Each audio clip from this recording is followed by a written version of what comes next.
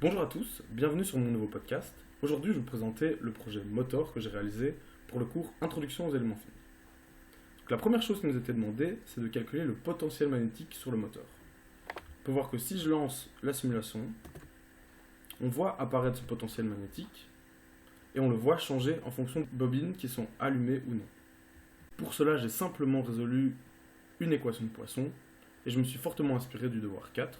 C'est pour cela que j'utilise un solver qui diminue drastiquement mes performances. J'utilise un maillage 400 pour aller plus vite. La deuxième chose qui nous a été demandée est de remailler la bande de glissement, que l'on peut voir ici, qui est parfaitement maillée et qui reste bien maillée lorsqu'on effectue des itérations. Pour cela, on parcourt un à un les éléments de la bande de glissement et on cherche un nouveau candidat parmi tous les candidats possibles, le candidat qui répond à la maximisation du jacobien sur le périmètre.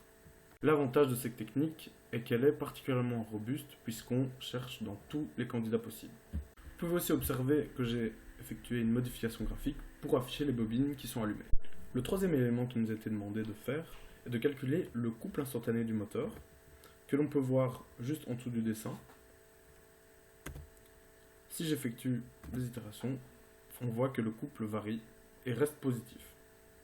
Pour effectuer cela, on va d'abord calculer la largeur de la bande de couple, que l'on peut voir ici, en rouge. On va ensuite calculer la dérivée du potentiel magnétique par rapport à X et à Y. On va ensuite effectuer un changement de variable pour mettre en coordonnées polaires, afin d'utiliser la formule d'Archio. Enfin, il nous a été demandé de choisir le moment opportun pour changer de paire de bobines. Là, on peut voir à l'écran que le moteur accélère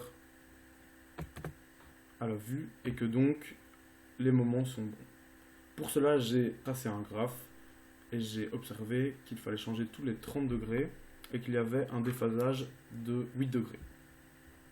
On peut observer que le couple reste positif tout le temps, cela veut dire que le moteur accélère.